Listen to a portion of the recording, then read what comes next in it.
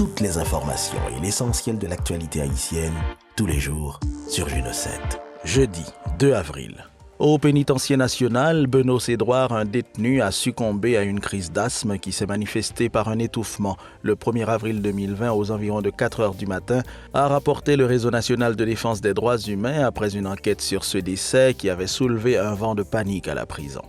Les autorités sanitaires du pays ont confirmé dans la soirée du 31 mars un nouveau cas de contamination au coronavirus. La ministre de la Santé publique et de la Population en a profité pour affirmer qu'il n'y a à date aucun cas de guérison dans le pays. Toutes les informations et l'essentiel de l'actualité haïtienne, tous les jours, sur Juno 7. Le ministre de l'Éducation nationale et de la formation professionnelle, Pierre-Josué Agénor-Cadet, a annoncé le mardi 31 mars que dans un avenir pas trop lointain, les élèves de la première année fondamentale jusqu'à la classe terminale pourront suivre leurs cours à travers les médias d'État, à savoir la radio et la télévision nationale d'Haïti. Outre la plateforme numérique pédagogique, ce projet permettra aux écoliers, notamment ceux en classe d'examen, de boucler l'année scolaire sans grande difficulté, a expliqué M. Pierre-Josué Agénor-Cadet, précisant que les cours seront dispensés par des professeurs qualifiés.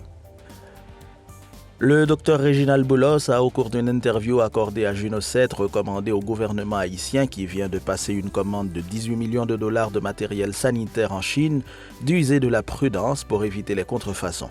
En sa qualité de spécialiste en santé publique, le Dr Réginald Boulos a insisté sur la nécessité pour qu'il y ait de la transparence dans les procédures d'achat. Citant le récent exemple de l'Espagne qui a fait l'acquisition de 640 000 tests défectueux en Chine, il recommande au gouvernement d'écrire aux représentants de la République populaire de Chine en Haïti pour s'assurer que la compagnie chinoise qui doit fournir le matériel est bien autorisée à en fabriquer et à exporter. Toutes les informations et l'essentiel de l'actualité haïtienne, tous les jours, sur Juno 7.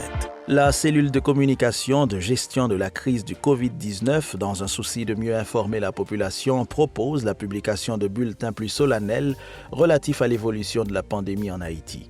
À l'initiative de la cellule de communication de gestion de la crise du COVID-19, une première rencontre de travail s'est tenue le mardi 31 mars 2020 dans les jardins de la résidence officielle du Premier ministre.